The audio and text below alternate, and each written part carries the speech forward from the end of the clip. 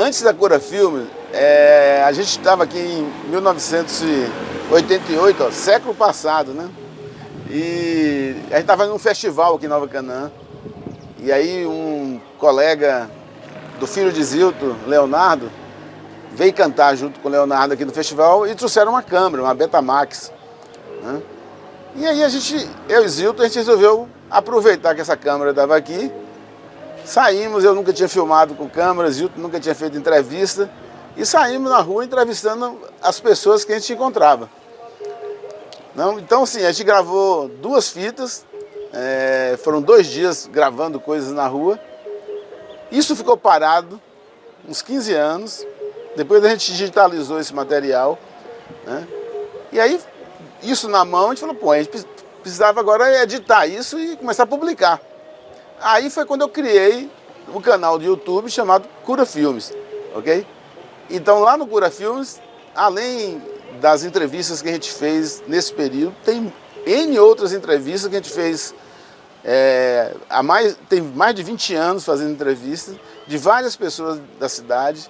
E a gente entrevista pessoas que foram importantes no campo político da cidade, mas também pessoas simples, trabalhadores rurais, bêbados famosos, tá? Lógico que a gente entrevistava com ele da ação, pessoas do folclore da cidade. A gente também levantou muita coisa de tipo pila de café, como tem esse pilão aqui, terno de reis, bumba boi.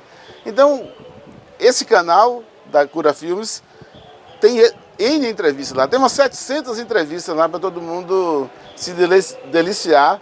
E muita gente, muitos netos, bisnetos, conhecem os avós, certo? Conhece a voz e conhece a fala do avô através do canal. Depois, quando a gente criou o canal Cura Filmes, a gente criou um projeto chamado História Viva de Nova Canaã, que é o projeto que a gente desenvolve até hoje.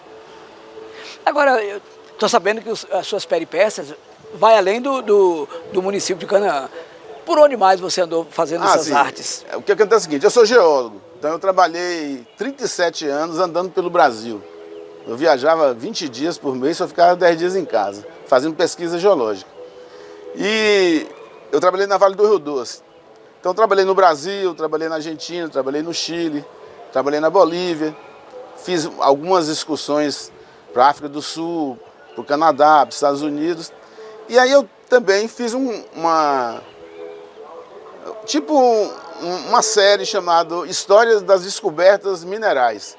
Então eu entrevistei vários geólogos, né, colegas de trabalho ou não, que descobriram depósitos minerais em Carajás, no Quadrilátero Ferrífero, aqui na Bahia, lá na região de Serrinha, e assim por diante. Então tem essas entrevistas lá também. E tem muitas aventuras, porque o pessoal trabalhava na selva, andava de barco, se deslocava de helicóptero. Então tem uma série de aventuras, tem muita coisa engraçada, certo? De confusões que no trabalho da geologia, no trabalho da exploração, as pessoas acabam se encontrando com elas. Tem uma que eu vou contar agora, muito legal, é de um amigo que estava trabalhando lá na fronteira do Brasil com a Guiana, lá no norte. Ele demorou de voltar, o colega dele já tinha chegado e resolveu tirar uma soneca na rede.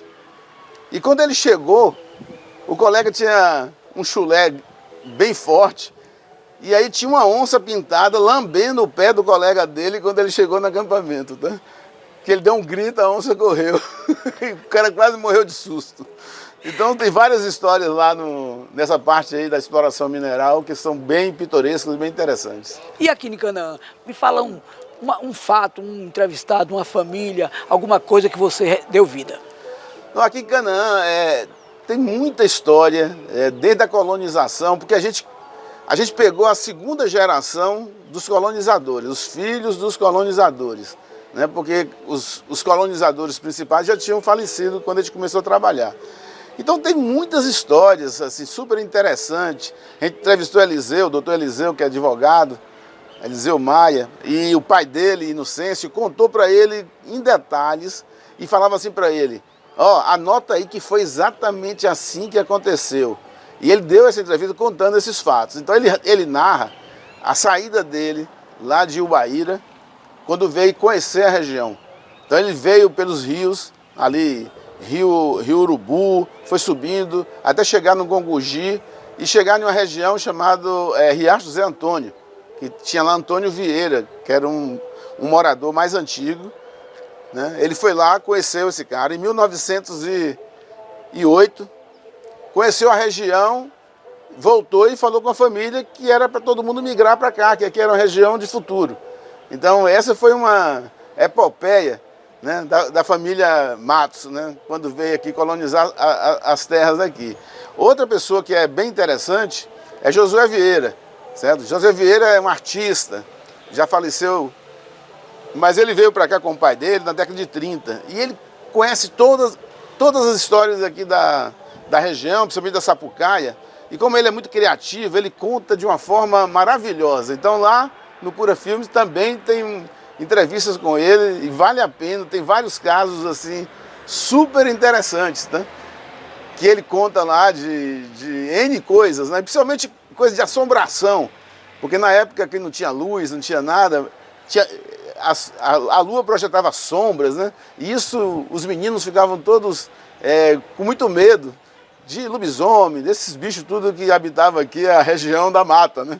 E ele conta várias histórias maravilhosas, vale a pena ver essas entrevistas lá. Muito bem, falei aqui com o Fernando Matos, o Fernando Cura, Isso. O homem que criou o Cura Filmes, que conta a história não só de Canaã, mas de outras partes do país. Exatamente. Santa Luz, a cidade também da minha mulher, tem várias histórias lá, história de Lampião, super interessante. Então vale a pena conferir lá no YouTube, canal Cura Filmes.